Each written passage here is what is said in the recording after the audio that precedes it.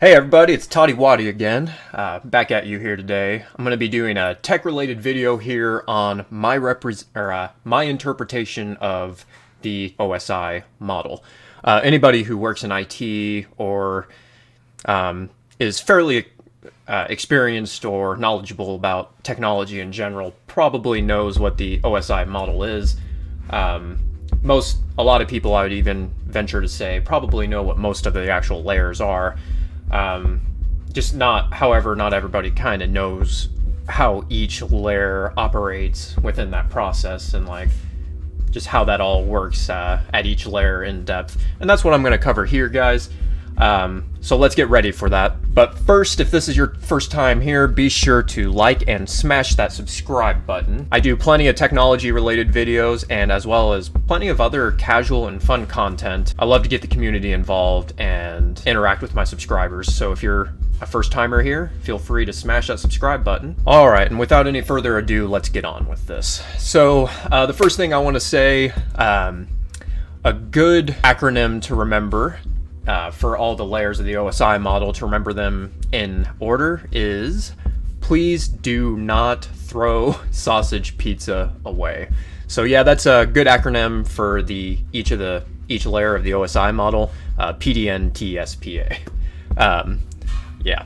So, okay guys, so yeah, we can see here that we got the OSI model here. I got each of the layers with kind of a brief description of what each does. Yeah, as you can see, there's 7 layers, 1, 2, 3, 4, 5, 6, 7. That's the physical layer, the data link layer, network layer, transport layer, session, presentation, and application layers. And the OSI model, I feel like this is important to say, it's not like a real tangible thing. It's just like a theory or like a theoretical model that accurately describes how networking works, and it is quite a useful tool to know. It is very useful for engineers and people working in IT to know, to help them with their job. So this is very important, guys, so pay attention here. You'll hear a couple different things. There's a couple different variations of the OSI model, but they're all basically the same. And there's some where all the layers are kind of grouped in 3 main categories or groups. As you can see, the picture we're looking at is 2 main groups here, the media and host layers. All right, so pizza, the physical layer. All this has to do within the OSI model and networking is just to make sure you have the physical connection.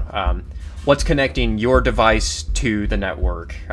Verify that you have media connected. Next is the data layer, the data link layer, and all this has to do with is the MAC addressing. This has to do with switches having all the mapping they need and all the mapping and data they need to operate with all the hosts on the network. Yeah, physical addressing, as you can see, that has to do with frames being sent between switches to the correct host. Yeah, this just has to do with ARP tables, making sure that the switch has the MAC address of the needed host. Next is NOT, or the network layer. This has to do with the IP layer, the networking layer, or routers sending IP packets across a network. And next is the transport layer, or throw. This has to do with the transport control protocol establishing a reliable connection between host and receiving device, between 2 hosts. And as you can see also, guys, this is where segments of data are sent, and segments are sent across routing devices, segments of data.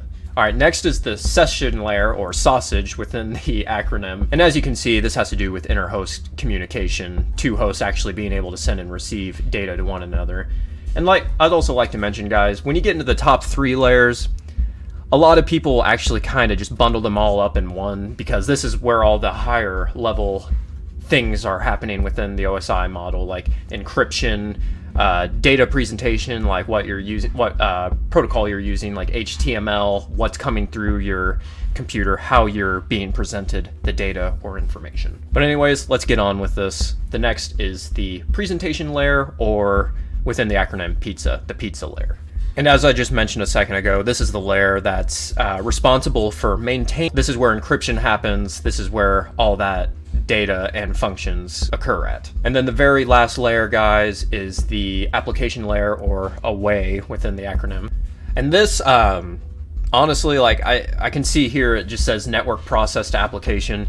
I'm going to assume this is just whatever. I'm going to say that this is the layer that that kind of just brings everything together, makes powerful applications work within the network. Honestly, the application layer, I'm not even 100% sure about myself, so if you guys have a good explanation for that, drop that in the comments for me. That's never been critical to know in my role so far, so yeah, if you guys have any cool, good information on that, feel free to drop that below. I'd love to hear from you guys. Alright guys, well that's it for my interpretation of the OSI model. I hope that acronym helps you, and I hope this information was new to some of you, and I hope some of you learned something here. And yeah, remember, please do not throw sausage pizza away. Alright guys, and if that was interesting, feel free to leave a like, subscribe, and something else I wanted to let y'all know about is if any of you are interested in CBD health products, take a look at my website here.